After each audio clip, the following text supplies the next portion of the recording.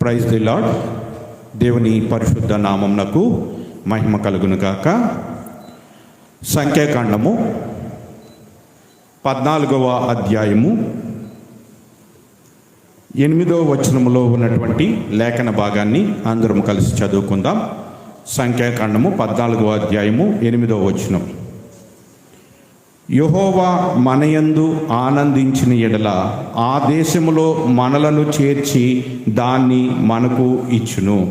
అదే రీతిగా ఫిలిప్పీలకు రాసిన పత్రిక 4వ అధ్యాయము 4వ వచనాన్ని కూడా అందరము కలిసి చదువుకుందాం.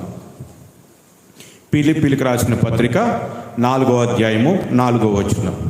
ఎల్లప్పుడూ ప్రభువునందు ఆనందించుడి, మరలా చెప్పుదును ఆనందించుడి. దేవుడి యొక్క లేఖన భాగాలను తన యొక్క ఆత్మ ద్వారా మనందరికీ బోధించినట్లుగా మరి ప్రార్థనాపూర్వకంగా ఈ వాక్యాన్ని ధ్యానం చేద్దాం. ప్రేమగల మా తండ్రి, మరొకసారి నీ పాద సన్నిధికి వచ్చి ఉన్నాం. నీ లేఖనం ద్వారా మాతో మాట్లాడమని క్రీస్తు నామంలో ఈ ప్రార్థన మీకు సమర్పిస్తున్నాము తండ్రి, ఆమేన్. ఈ యొక్క సంఖ్యాకాండంలో రాయబడినటువంటి ఈ మాట, ఎవరు ఈ మాటల్లో పలకటం జరిగింది అంటే మరి పాలు తేనెలు ప్రవహించే దేశంలోనికి ప్రవేశించినటువంటి కాలేబు.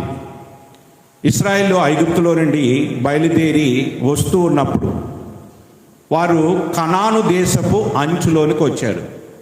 కనాను దేశమును స్వతంత్రించుకోవటానికి ఇంకా వారికి ఉన్నటువంటిది ఒకే ఒకటి, ఆ అడ్డంకును తొలగించటానికి అసలు కనాను దేశం ఎలాగుంది, అక్కడ ఉన్నటువంటి ప్రజలు ఎలాగున్నారు, అక్కడ ఉన్న పరిస్థితులు ఎలాగున్నాయి, వీటన్నిటినీ తెలుసుకుంటాం కోసం మరి మోషే కనాను దేశంలోనికి వేగులు వారిని పంపించడం జరిగింది. ఆ కనాను దేశాన్ని వేగి చూడటానికి మొత్తం ఎంతమంది వెళ్ళారు? 12 మంది వెళ్ళారు. మొత్తం ఎన్ని గోత్రాలు ఉన్నాయి? 12. ఒక్కొక్క గోత్రానికి ఒకరు చొప్పున 12 మందిని ఆ యొక్క కానాను దేశంలోనికి వేగు చూడటానికి పంపించడం జరిగింది. ఆ కానాను దేశాన్ని వాళ్ళు మొత్తం కూడా పరీక్షించారు, పరిశీలించారు. అక్కడ ఉన్నటువంటి మనుషులను పరీక్షించారు. అక్కడ ఉన్నటువంటి భూమి ఎలాగుంటుంది, సారవంతంగా ఉంటుందా, ఎలా ఉంటుంది అనేటువంటి పరీక్షించారు. అక్కడ ఉన్నటువంటి వృక్షాలను, అక్కడున్న చెట్లు, అక్కడున్న పంటలు, వీటన్నిటినీ కూడా వాళ్ళు పరీక్షించారు. పరీక్షించిన తర్వాత 40 దినములు ఆ యొక్క దేశం అంతా కూడా తిరిగి అక్కడున్న సమాచారాన్ని తీసుకుని వచ్చి మోషేకి వాళ్ళు తెలియచేస్తూ ఉన్నారు. మోషేకి తెలియచేస్తున్నప్పుడు మరి అక్కడ ఉన్నటువంటి సమాచారం గురించి వాళ్ళు ఏం చెప్తున్నారు అంటే, సంఖ్యాకాండము 13వ అధ్యాయము 27వ వచనం నుంచి మనం చూసినట్లయితే, వారు అతనికి తెలియపరిచినదేమనగా, నీవు మమ్మను పంపిన దేశమునకు వెళ్ళితిమి, అది పాలు తేనెలు ప్రవహించే దేశమే, దాని పండ్లు ఇవి. అయితే ఆ దేశంలో నివసించే జనులు బలవంతులు, వారి పట్టణములు ప్రాకారము గలవి, అవి మిక్కిలి గొప్పవి. మరియు అక్కడ అనాకీయులను చూచితిమి. అమాలేకీయులు దక్షిణ దేశంలో నివసించుచున్నారు. ఈ రీతిగా అక్కడ ఉన్నటువంటి సమాచారం అంతటిని కూడా తెలియచేస్తున్నారు. నిజంగా ఆ దేశం పాలు తేనెలు ప్రవహించే దేశమే. దేవుడు చెప్పినటువంటి రీతిగా, దేవుడు ఏ రీతిగానైతే ఆ పట్టణాన్ని గురించి తెలియజేస్తూ వచ్చాడో ఆ రీతిగా ఆ పట్టణం అనేటువంటిది పాలు తేనెలు ప్రవహించే దేశమే. అయితే ఆ దేశంలో నివసించే జనులు బలవంతులు, వారి ప్రాకారములు మిక్కిలి గొప్పవి, మరియు అక్కడ అనాకీయులను చూచితిమి అని మరి సమాచారాన్ని తీసుకుని వచ్చి మోషేకి తెలియచేయటం జరుగుతుంది. ఆ రీతిగా తెలియచేయటం మాత్రమే కాదు, కానీ ఒక 10 మంది అనగా కాలేబు, యెహోషువ కాకుండా మిగిలినటువంటి 10 మంది కూడా ఏమని సమాచారం ఇస్తున్నారు అంటే 31వ వచనంలో, అయితే అతనితో కూడా పోయిన ఆ మనుషులు, ఆ జనులు మనకంటే బలవంతులు, మనము వారి మీదకి పోజాలమనిరి, మరియు వారు తాము సంచరించి చూచిన దేశమును గురించి ఇశ్రాయేలీలతో చెడ్డ సమాచారము చెప్పి, మేము సంచరించి చూచిన దేశము తన నివాసులను భక్షించు దేశము, దానిలో మాకు కనపడిన జనులందరూ ఉన్నత దేహులు. అక్కడ నెఫీలీల సంబంధులైన అనాకు వంశపు నెఫీలీలను చూచితిమి. మా దృష్టికి మేము మిడతల వలె ఉంటిమి, వారి దృష్టికి అట్లే ఉంటిమి. ఇక్కడ ఈ 10 మంది చెప్తున్నటువంటి సమాచారం ఎలా ఉన్నది అంటే, ఆ దేశంలో ఉన్నటువంటి గొప్ప గొప్ప జనాంగాన్ని వారు చూచారు, వారి యొక్క బలాన్ని చూచారు, వారి యొక్క శక్తిని చూచారు. వారి ముందు వీరు ఎలాగున్నారో ఒకసారి చూసుకున్నప్పుడు ఎలా ఉన్నారట? ఈ 10 మంది ఎలా కనబడ్డారట? మిడతల వలె కనబడ్డారు. అంటే ఒక గొలియాతు ముందు దావీదు ఎలాగున్నాడో, ఈ అనాకీయుల ముందు ఇశ్రాయేలు 10 మంది అలాగున కనపడ్డారు. కాబట్టి వాళ్ళని గెలవటానికి మన బలము సరిపోదు, వాళ్ళ ముందు మనమంతా కూడా మిడతల్లాగా ఉన్నాం అని ఒక చెడ్డ సమాచారమున 10 మంది చెప్పగానే ఇశ్రాయేలు అంతా ఏం చేశారండి?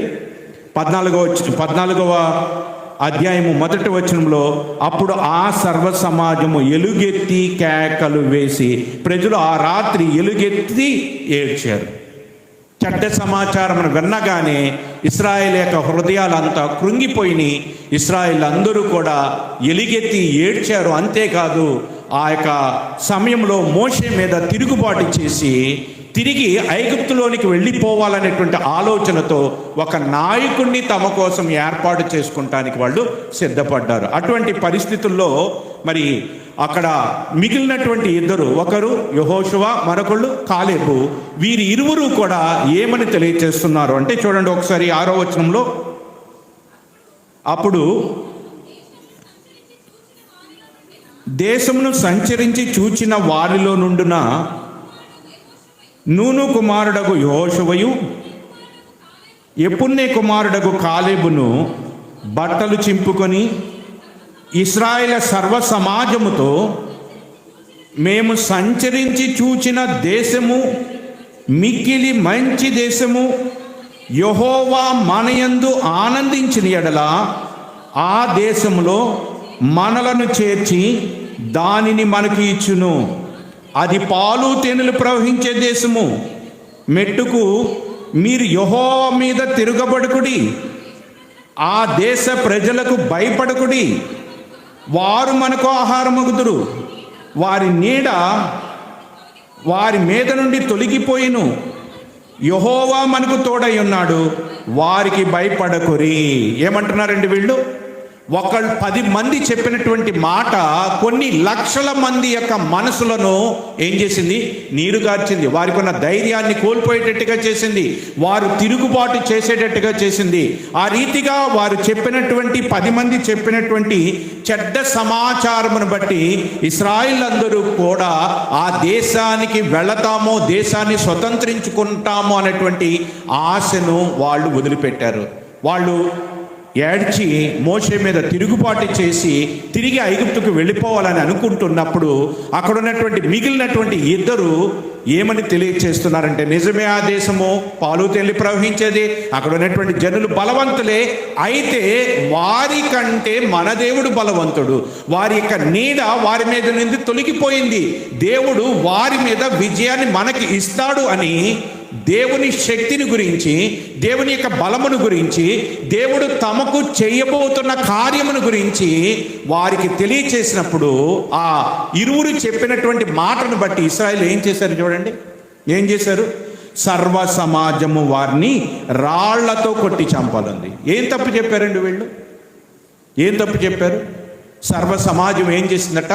రాళ్లతో కొట్టాలనుకుందట. ఇక్కడ ఒక విషయాన్ని మనం గమనించాలి. 10 మందికి ఒక విషయం కనబడింది, ఇరువురికి మరొక విషయం కనబడుతుంది.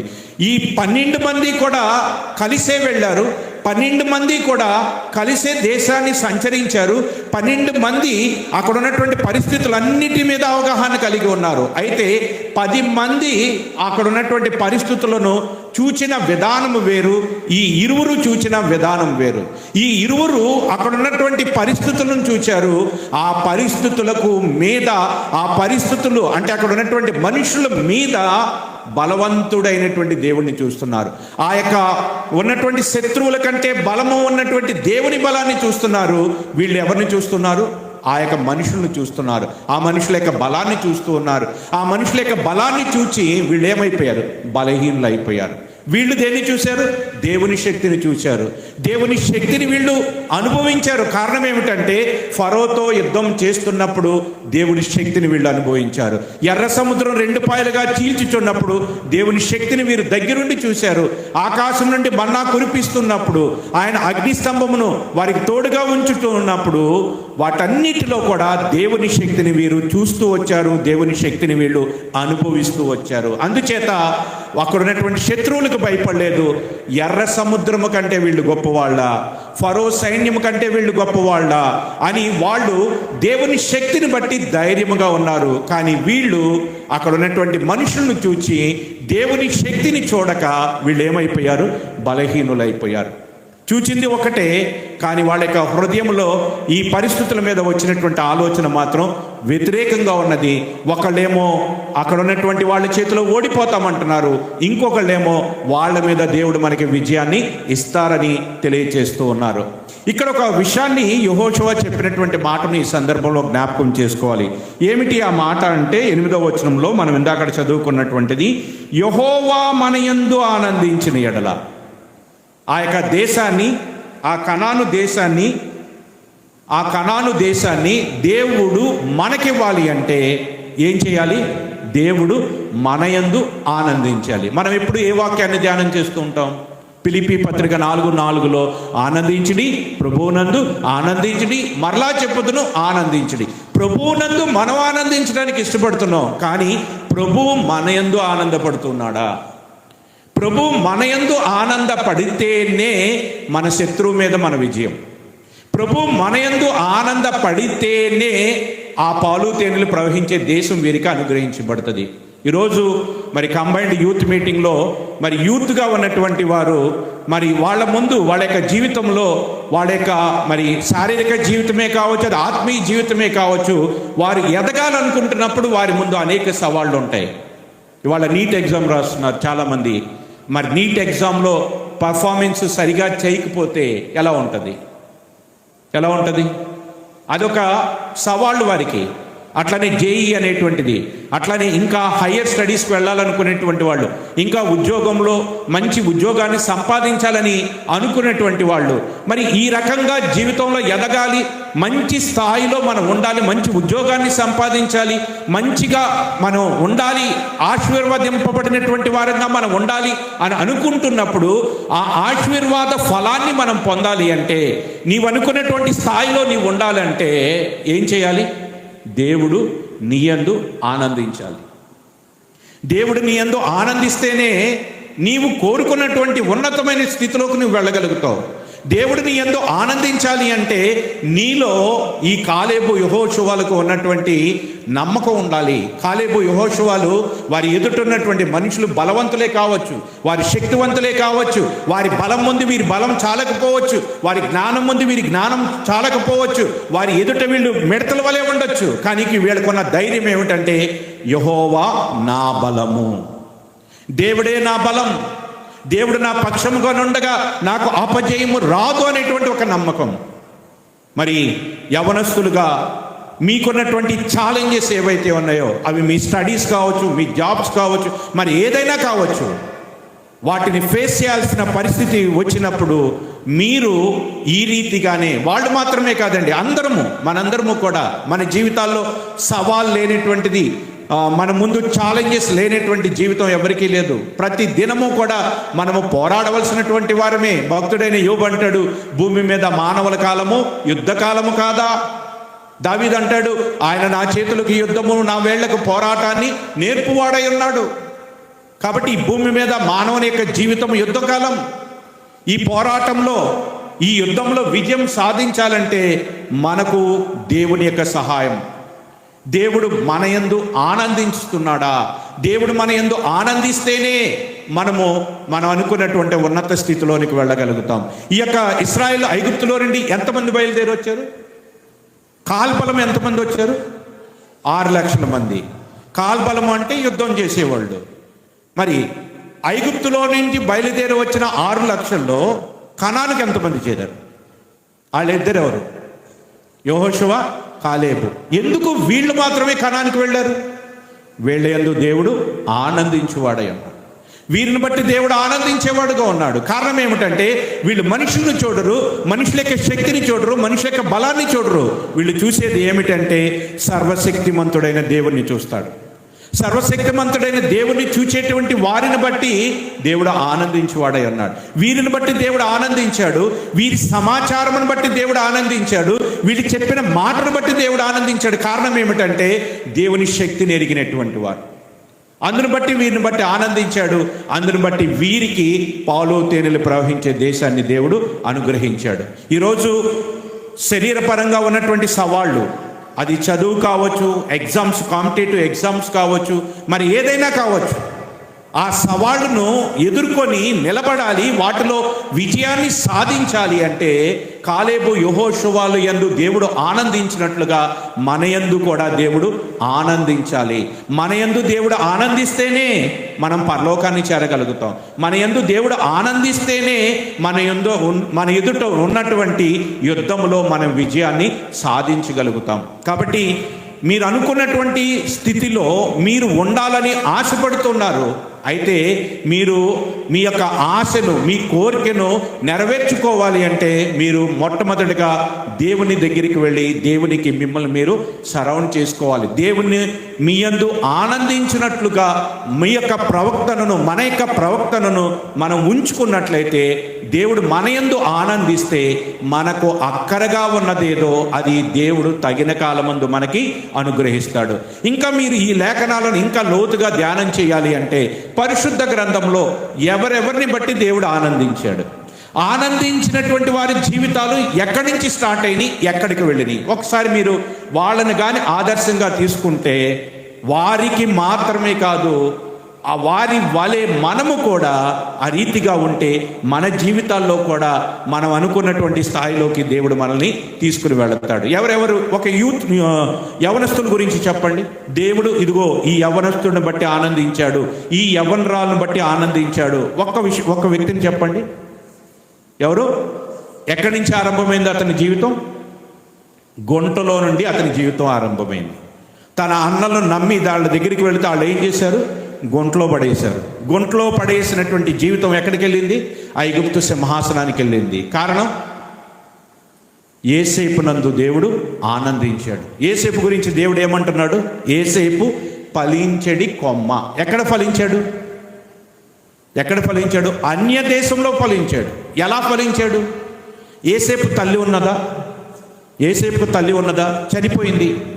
యోసేపుకు తండ్రి ఉన్నాడా? ఉన్నాడు. కానీ తండ్రికి యోసేపు బ్రతికి ఉన్నాడని తెలుసా? తెలియదు. తండ్రి లేడు, తల్లి లేదు, నమ్ముకున్న అన్నదమ్ములు అమ్మేశారు. తీరా అక్కడికి వెళ్ళి నమ్మకంగా ఒక ఇంట్లో పనిచేస్తుంటే వాళ్ళు నిందలు వేసి బయటికి తోసేశారు, జైల్లో పడేశారు. ఆ జైల్లో మగ్గిపోతున్నప్పుడు ఎవరున్నారు చెప్పండి అతనికి? ఈరోజు మనకి అడగంగానే ప్రార్థించడానికి సేవకులు ఉన్నారు, సంఘం ఉన్నది, సహవాసం ఉన్నది, బోధకులు ఉన్నారు, దేవుని వాక్యం ఉన్నది, ఇంకా ఎంతో అనుభవజ్ఞులైనటువంటి మరి సంఘంలో పెద్దలు ఉన్నారు, ఇంతమంది ఉన్నారు. కానీ యోసేపుకి ఎవరున్నారు? యోసేపు దగ్గర బైబిల్ లేదండి, యోసేపుకు బోధించేవారు లేరండి, యోసేపుకు తల్లి లేదండి, యోసేపుకు తండ్రి లేడు, యోసేపుకి స్నేహితులు లేరు, యోసేపు మనసులో బాధ వస్తే పంచుకుంటానికి పక్కన ఒకడు లేరండి. యవ్వన ప్రాయంలో ఉన్నాడు, కోరికలు లేక కాదు, అన్నీ ఉన్నాయి ఆయనకి, అన్నిటినీ చంపుకున్నాడు, అన్నిటిని అణుచుకున్నాడు, దేవునికి భయపడ్డాడు. దేవుడు తన జీవితంలో ఏమి చెయ్యాలనుకుంటున్నాడో దానిని కళ రూపంలో దేవుడు అతనికి బయలుపరిచినప్పుడు ఆ యొక్క బహుమానాన్ని, ఆ భవిష్యత్తును దృష్టిలో పెట్టుకుని తన జీవితాన్ని ఏం చేసుకుంటున్నాడు? ఎప్పుడు భద్రపరుచుకుంటూ ఉన్నాడు. పాపము తన దగ్గరకు వచ్చింది, పాపము తన మీద ఏలుబడి చేయాలని చేసింది. ఏం చేశాడు యోసేపు? ఏం చేశాడు? పాపము నుంచి పారిపోయాడు. పారిపోవటం వల్ల నిందలు వచ్చినాయి, అవమానాలు వచ్చినాయి, చెరసాల్లో పడ్డాడు, చెరసాల్లో అనుభవించాల్సి వచ్చింది. అయినప్పటికీ కూడా యోసేపు ఎలాగున్నాడు? నేను దేవుణ్ణి సంతోషపెట్టాలి, దేవుడు నా యందు సంతోషపడాలి. ఎన్ని సంవత్సరాలు అతడు ఆ రీతిగా దాస్యంలో మగ్గిపోయాడు? ఎన్ని సంవత్సరాలు తన కుటుంబానికి దూరంగా ఉన్నాడు, తన బంధువులకు దూరంగా ఉన్నాడు, తన వారికి దూరంగా ఉండి ఎన్ని సంవత్సరములు అతడు మగ్గిపోయాడు? యేసేపు ఎన్ని సంవత్సరములు అప్పుడు మనకి పరిచయం చేయబడ్డాడు? ఆదికాండంలో చూడండి ఒకసారి. ఆదికాండము 37వ అధ్యాయము 2వ వచనం. యాకోబు వంశబలి ఇది. యేసేపు ఎన్నేళ్ళు? 17 ఇయర్స్. మరి ఫరో ఎదుట నిలవబడినప్పుడు యేసేపు యొక్క వయసు ఎంత? చూడండి, 41-46. యేసేపు బయలుదేరి ఐగుప్తు దేశమంతటా సంచరించును. యేసేపు ఐగుప్తు రాజైన ఫరో ఎదుట నిలిచినప్పుడు 30 సంవత్సరములు ఉండెను. అంటే టోటల్ ఎన్ని సంవత్సరములు అతడు శ్రమలు పడ్డాడు? 13 ఇయర్స్. 13 ఇయర్స్లో తన జీవితాన్ని ఏం చేసుకున్నాడు? భద్రపరుచుకున్నాడు. పాపము నుంచి పారిపోయాడు. నిందలు వచ్చినాయి, అవమానాలు వచ్చినాయి, కష్టాలు వచ్చినాయి. తన వారు ఎవరు లేరు, తండ్రి లేడు, సహోదరు లేరు, తల్లి లేదు, స్నేహితులు లేరు, బోధించేవారు లేరు, ప్రార్థించేవారు లేరు, చదువుకోవటానికి వాక్యం కూడా లేదండి అప్పుడు. అటువంటి పరిస్థితుల్లో యేసేపు ఏమయ్యాడు? ఫలించాడు. ఫలించే కొమ్మగా ఉన్నాడు.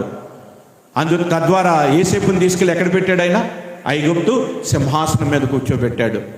ఎవరైతే అమ్మేశారో వాళ్ళందరికీ ఈయనే దిక్కయ్యాడు. వాళ్ళందరి పోషణకి ఈయనే కారణమయ్యాడు. వాళ్ళందరిని బ్రతికించడానికి కారణమయ్యాడు. యేసేపు జీవితం చరిత్ర కాదు. యేసేపు జీవితము అదొక చరిత్ర. అది ఆదికాండంలో చెప్పబడినటువంటి మాట అని మీరు అనుకుంటే దానివల్ల మీకు ప్రయోజనం లేదు. ఆ యేసేపు లాగా నేను ఉంటే, యేసేపు వలె నేను కూడా నా జీవితాన్ని భద్రపరుచుకుంటే, యేసేపు వలె నేను కూడా పాపం నుంచి పారిపోతే, యేసేపు వలె నిందలు వచ్చినా అవమానాలు వచ్చినా దేవుని కొరకు నేను నిలబడితే, దేవుడు నా యందు ఆనందించాలి అని నీవు ఇష్టపడి నీ జీవితాన్ని దేవుడికి సమర్పిస్తే, ఆ రీతిగా ఉండటానికి నీవు కానీ నిర్ణయించుకుంటే దేవుడు నీ యందు ఆనందించి నీవు నేను అనుకున్న స్థితి కంటే ఉన్నతమైన స్థితిలోకి దేవుడు తీసుకువెళ్తాడు.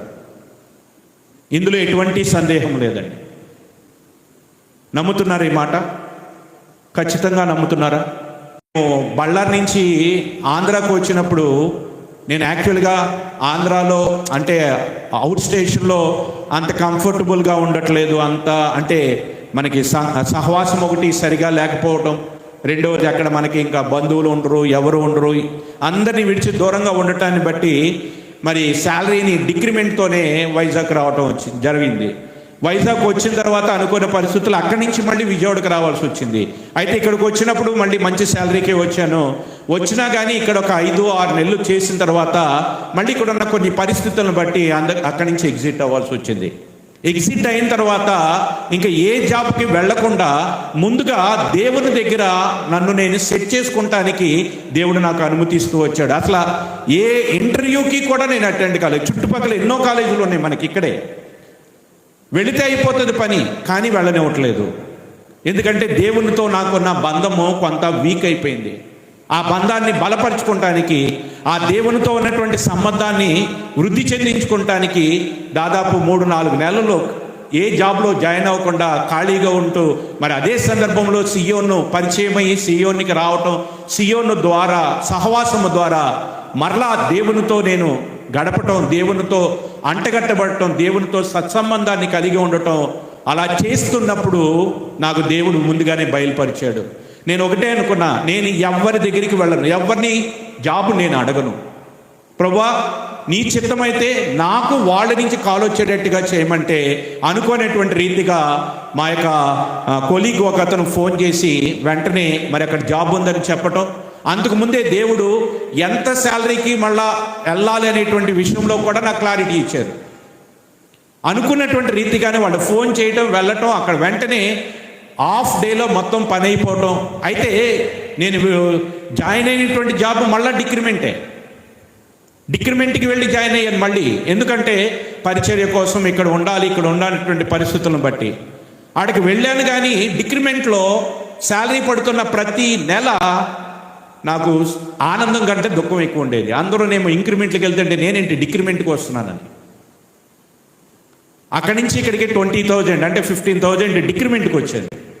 అలా ఒక 5-6 నెలలు ఇక్కడ మళ్ళీ ఉన్న తర్వాత దేవుడు మరలా మార్గం తెరిచి మళ్ళీ ఏ ఇంక్రిమెంట్కి నేను వెళ్ళాలో ఆ ఇంక్రిమెంట్కి డబల్ ఇంక్రిమెంట్ వేసి మరలా దేవుడు ఇంకొక చోటకి తీసుకువెళ్ళాడు. అక్కడ తీసుకువెళ్ళటం ఇంక్రిమెంట్ ఒకటే కాదు, కానీ అక్కడ దేవుని యొక్క పరిచర్య నిమిత్తం కూడా దేవుడు అక్కడికి నడిపిస్తూ వచ్చాడు.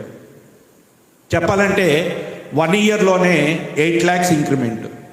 ఇది దేవుని వలన మాత్రమే సాధ్యమవుతుంది. అయితే ఈ ఇంక్రిమెంట్లు, ఈ డిక్రిమెంట్లు ఇవేవి మన ఆత్మీయ జీవితంలో వృద్ధిని, ఆత్మీయ జీవితంలో నేను బాగా ఉన్నానని మాత్రం అనుకోవద్దు. ఎందుకంటే లోకంలో ఉన్నటువంటి వారికి కూడా ఇంక్రిమెంట్లు ఉంటాయి, లోకంలో ఉన్నటువంటి వారికి కూడా ప్రమోషన్స్ ఉంటాయి.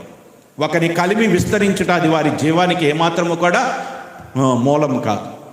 ఇవన్నీ వస్తూ ఉంటాయి. అయితే ఆత్మీయంగా దేవుడు మనతో మాట్లాడుతాం, ఆత్మీయంగా దేవుడు మనల్ని తన అనుభవంలోనికి తీసుకోవటం. ఎందుకు ఈ మాటలు చెప్తున్నాను అంటే దేవుడు మన యందు ఆనందిస్తే మనం పోగొట్టుకున్న దాన్ని తిరిగి మనకి అనుగ్రహిస్తాడు. అందుకనే ఈ సంవత్సరం ఇచ్చినటువంటి వాగ్దానం ఫస్ట్ నెరవేర్పు నేను చూశాను. నాకు ఫిబ్రవరి నెల ఒకే ఒక రోజు మార్నింగ్ వెళ్ళాము. అక్కడ కూడా ఉన్నటువంటి మన సహోదరుడు, ఆత్మీయ సహోదరుడు, మన సహవాసంలో ఉన్నటువంటి సహోదరుడు అక్కడ 8 years నుంచి వర్క్ చేస్తూ మరి వెళ్ళంగానే మార్నింగ్ 11కి అట్లా వెళ్ళామో లేదో ఇమీడియట్గా వితిన్ 5 or 6 hours అక్కడ డెమో ఇవ్వటం, ఎగ్జామ్, ఎవ్రీథింగ్ ఈజ్ కంప్లీటెడ్.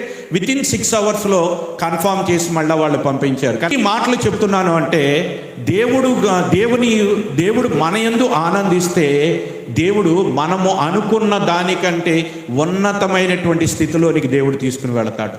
ఎక్కడ ఉన్నా దేవునికి నమ్మకంగా ఉండాలి, ఎక్కడ ఉన్నా దేవుని కొరకు మనం బ్రతకటానికి ఉండాలి.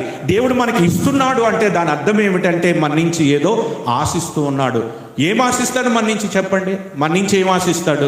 ఆత్మీయంగా మనం బలపడాలి, నలుగురిని బలపరచాలి. విశ్వాస జీవితం అనేది ఒక్కడే పరిగెత్తుకుంటే వెళ్ళిపోయేది కాదు. ఈ విశ్వాస జీవితం అనేది నాతో పాటు నలుగురిని పరిగెత్తించాలి, నాతో పాటు నలుగురిని బలపరచాలి, నాతో పాటు నలుగురిని పరలోకం వైపు నడిపించాలి. ఇది క్రైస్తవ జీవితం. క్రీస్తు తన కొరకు తాను బ్రతకలేదు, మనందరి కొరకు ఆయన బ్రతికాడు. మనము మన కొరకు బ్రతకకూడదు, మనము అనేకుల కొరకు బ్రతకాలి. ఎలాగంటే ఆత్మీయంగా వారిని నడిపించాలి, ఆత్మీయంగా దేవుని దగ్గరికి తీసుకుని వెళ్ళాలి. అప్పుడు దేవుడు మనల్ని చూచి బడా నమ్మకమైనటువంటి మంచి దాసుడా. దేవుడు ఎప్పుడు మన యందు ఆనందిస్తాడు అంటే మనము దేవుని కొరకు కొంతమందినైనా సంపాదించినప్పుడు. యవనస్తులుగా ఉన్నటువంటి వారు వ్యక్తిగతంగా మీరు దేవునితో మీరు ఉంటే దేవుని సంతోష పెట్టాలని మనుషులు ఏమైనా అనుకోవచ్చు. పలానా పని చేయకపోతే మనుషులు ఏదైనా అనుకోవచ్చు, వాళ్ళు మిమ్మల్ని తక్కువగా చూడొచ్చు. కానీ దేవుణ్ణి చూడండి, దేవుడు ఎలా ఫీల్ అవుతున్నాడు. ఈ విషయంలో నేను ఇలా చేస్తే మనుషులు సంతోషపడచ్చు, దేవుడు దుఃఖపడచ్చు. ఒకవేళ ఈ విషయంలో నేను చేసినటువంటి పనిని బట్టి మనుషులు దుఃఖపడచ్చు, కానీ దేవుడు సంతోషపడచ్చు. దేవుడు సంతోషపడటమే మనకు కావాలి. మనుషులు సంతోషపడితే వాళ్ళు ఏం చేయగలుగుతారండి? ఈరోజు ఇవ్వగలుగుతారు, రేపు ఇవ్వగలుగుతారు. వాళ్ళు మనుషుల వల్ల కలిగేది తాత్కాలికం, కానీ దేవుని వల్ల కలిగేది శాశ్వతమైనది. అందుకని యవ్వనస్తులుగా ఉన్నటువంటి వారి యొక్క జీవితాలు పరిశుద్ధ గ్రంథంలో దేవుడు మనకి ఎందుకు ఉంచాడో అదేదో చరిత్ర కాదు. హిస్టరీలో చదువుతుంటాం, అశోకుడు చెట్లు నాటించిన ఇవన్నీ హిస్టరీ. దానివల్ల మనకేం పెద్ద ప్రయోజనం ఉండదు. కానీ పరిశుద్ధ గ్రంథం అటువంటిది కాదు, పరిశుద్ధుల జీవితాలు అటువంటివి కాదు. అందుకని హెబ్రీ పత్రిక 12వ అధ్యాయంలో ఏమంటాడండి? గొప్ప సాక్షి సమూహము మేఘము వలె మనల్ని ఆవరించింది. ఏమిటి ఆ మేఘం? ఆ మేఘంలో ఎంతమంది వ్యక్తులు ఉన్నారో 11వ అధ్యాయం లిస్ట్ ఉంది. ఎవరెవరు ఉన్నారు? హేబేలు మొదలుకొని, అబ్రహాము మొదలుకొని, ఇస్సాకు మొదలుకొని, మోషే, దావీదు, సంసోను, వీళ్ళందరూ కూడా మేఘం వలె మనల్ని ఆవరించారు. వాళ్ళు ఆవరించి వారి అనుభవాల ద్వారా మనకి నేర్పిస్తూ ఉన్నారు. ఏమి నేర్పిస్తున్నారంటే నీ జీవితంలో సమస్య వస్తే మా జీవితాలను చూడు, ఆ సమయంలో దేవుడు మమ్మల్ని నిలబెట్టాడో చూడు, యేసేపు జీవితంలో ఎలా నిలబెట్టాడో నీ జీవితంలో ఒకవేళ అటువంటి సమస్య వస్తే యేసేపుని జ్ఞాపకం చేసుకో. యేసేపు ఎలా నిలబడ్డాడో అలా నిలబడటానికి నీవు ఇష్టపడితే దేవుడు నిలబెట్టువాడై ఉన్నాడు. దేవుడు తన పిల్లలైనటువంటి వారు ఉన్నతమైన స్థితిలో ఉండాలనే కోరుకుంటారు. ఏ తల్లిదండ్రులైనా తమ పిల్లలు ఉన్నత స్థితిలో ఉండాలనుకుంటారా, తక్కువ స్థాయిలో ఉండాలనుకుంటారు? ఏం కోరుకుంటారు? మనుషులమైన మనమే మన పిల్లల విషయంలో ఇంత గొప్ప ఆలోచన కలిగి ఉంటే పరమ తండ్రి ఎంత గొప్ప ఆలోచన కలిగి ఉంటాడు. అవునా కాదా? కాబట్టి మొట్టమొదటిగా మనం నేర్చుకోవాల్సినటువంటి విషయము, మీ ముందున్నటువంటి సవాళ్ళను మీరు జయించాలి అంటే మీ యందు దేవుడు ఆనందించాలి. దేవుడు మీ యందు ఆనందించాలి అంటే దేవుని వాక్యానుసారముగా మన యొక్క జీవితాన్ని మనం నడుపుతూ ఉండాలి. అందుకనే మరి భక్తుడైనటువంటి దావీదు యవనస్తుల గురించి ఏమని తెలియచేస్తున్నాడు? 119వ కీర్తనలో, యవ్వనులు దేని చేత తమ నడతను శుద్ధిపరచుకుందురు, నీ వాక్యమును జాగ్రత్తగా చూచుకున్నట చేతే, నీ ఎదుట నేను పాపము చేయకుండా నా హృదయంలో ఏముంచుకున్నాను? వాక్యాన్ని ఉంచుకున్నాను. కాబట్టి ఆ వాక్యాన్ని మీ హృదయాల్లో ఉంచుకుంటే ఆ వాక్యము ద్వారా మీరు ఆశీర్వదింపబడటానికి మార్గాన్ని దేవుడు చూపిస్తూ ఉంటాడు. అందుకనే వాక్యము ధ్యానించండి. ఆ వాక్యమే వెలుగై మనం నడవలసినటువంటి మార్గాన్ని మనకి చూపిస్తూ ఉంటుంది. కాబట్టి ఇక్కడ ఈ యొక్క లేఖన భాగముల ద్వారా దేవుడు మనకు తెలియచేస్తున్నటువంటిది ఏమిటి అంటే, ఎవని యందు దేవుడు ఆనందిస్తారో వారు దేవునిలో వృద్ధిని, అభివృద్ధిని వాళ్ళు పొందగలుగుతారు.